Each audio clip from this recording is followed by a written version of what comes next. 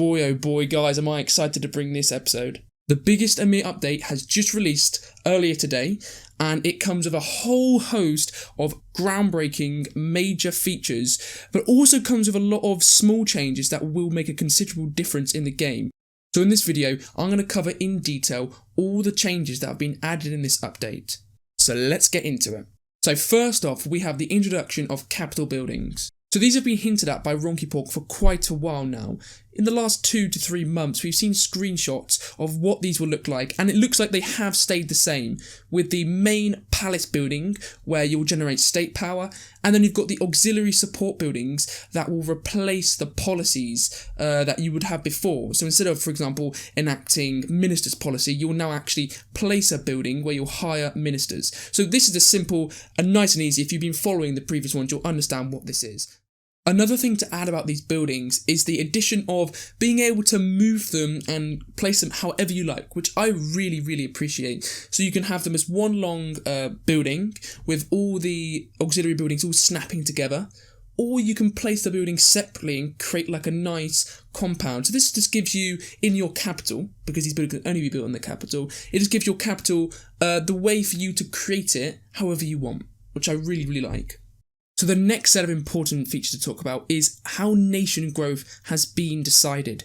So previously, nation growth worked as you'd have a hard cap on state power, and as you added vassals, they could be taxed for state power, and it would transfer up like a pyramid. But it was very inefficient, and you couldn't grow your empire too wide in the end because you just run out of state power.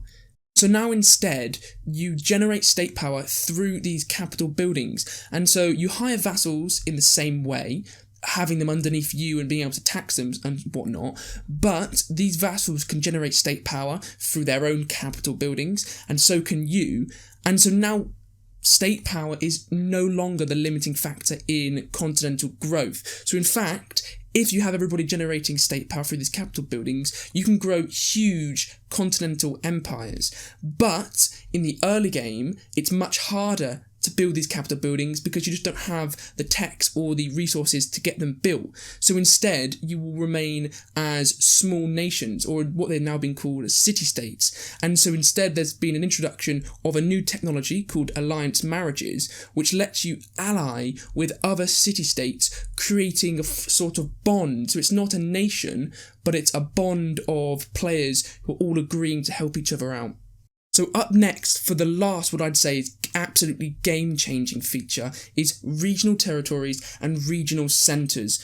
So I'm sure, as you know about Ymir, if you want to acquire resources from a territory, you'll have to have a city on that territory and have workers and buildings, etc.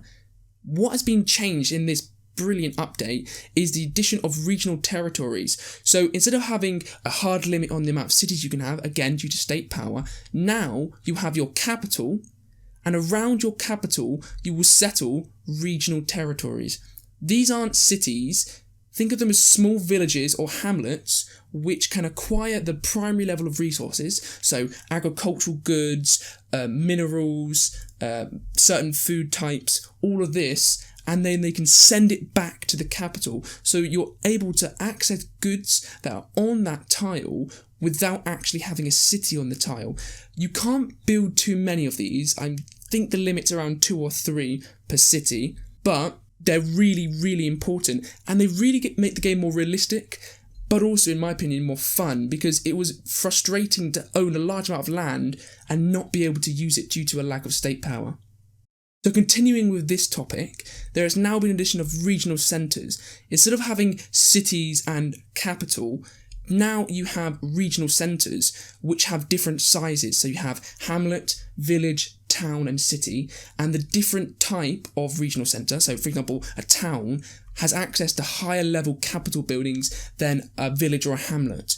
So you will level up these towns, which I think is based on population size and technology. As you level up these towns, they can build more regional territories and have access to these regional territories.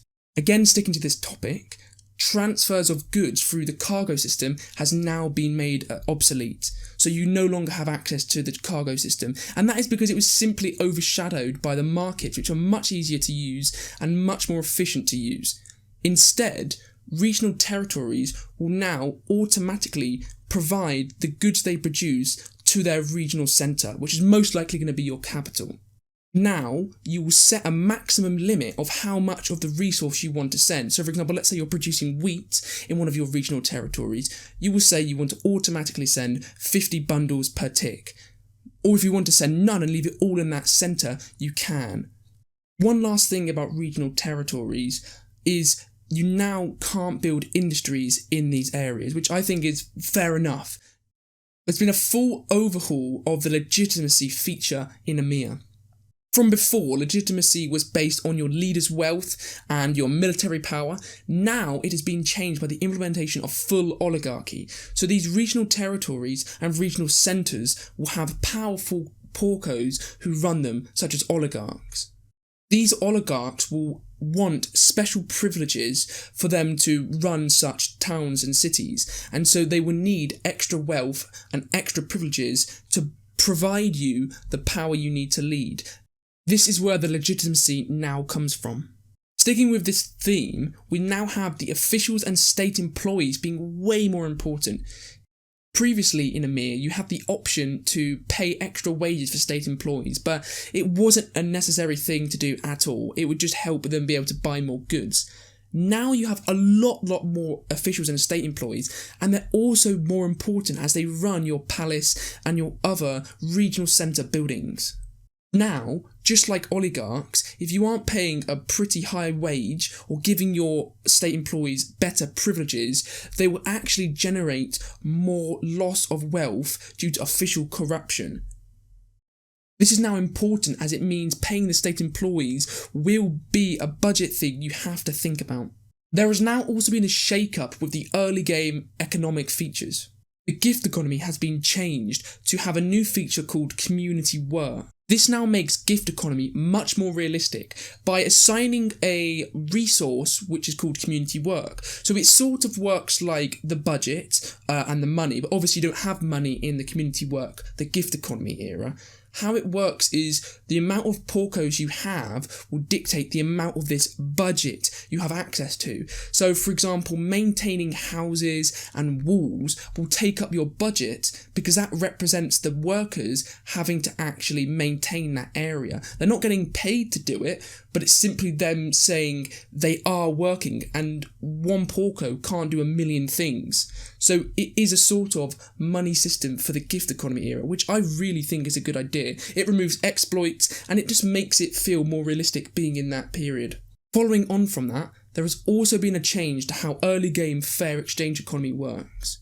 Instead of voluntary contributions, where your government would take a portion of the wealth generated by your porcos, now you take a cut of all the goods produced by your porcos. So for example, if your porcos produce 2 cow units per tick, your government may take 0.5 cow units as state-owned, which means you aren't taking money from your porcos because you don't have money unlocked. You're taking a portion of the goods they produce, which again, just like the gift economy, is much more realistic, and I think it makes the game more interesting.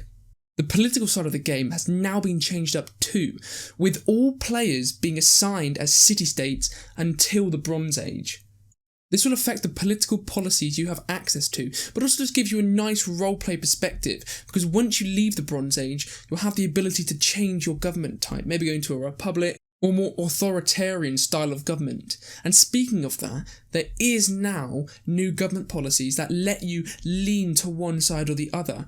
So you can either lead to a more democratic and democracy style of government, where you will have access to other buildings and other policies, such as the new building called the Agora, or you can have more authoritarian policies, which will reduce the legitimacy penalties and reduce other penalties you may face, but I'm assuming this will come with other costs, maybe higher maintenance costs to have guards and soldiers, and you probably will need bigger armies to maintain this as well. Finally, there is one last set of features that have been added, and I feel like I'm saving the best till last here, as I wanted these massively, and I've seen a lot of other players want these too on the forums, and this is prospecting, as well as other formation things you can do on the map, such as scavenging. So starting with prospecting, With a formation, you can now select tiles and prospects to find out what resources are on that tile.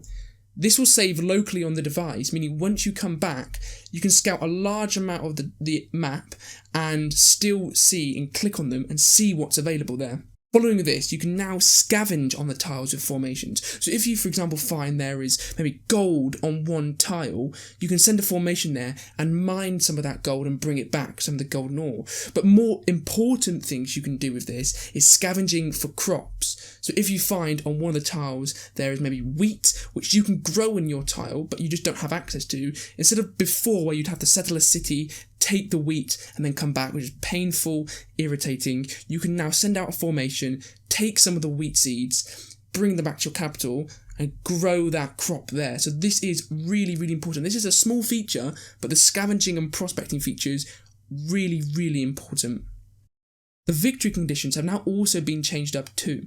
How it now works is the nation or player at the top of the scoreboard will get 1 victory point every day in persistent speed. So the last noticeable feature is colonies have been removed from the game. So I like to use colonies a lot. It was nice to introduce new players into my nation, but it was also a good way of having an easy city where you could grow lots of crops or mine something when you didn't have the state power to support a full city. But they are gone because with the new regional centres, meaning you can have the regional cities around, the regional hamlets, they don't work with colonies. That is it, guys. That is all the noticeable and big features covered. And this is a long video because there's been so much added and I'm so happy. There's a whole list of other things added. Loads of bug fixes, loads of economic changes, loads of things. If you want to see the full changelog, I'm going to link down in the comments what has been changed.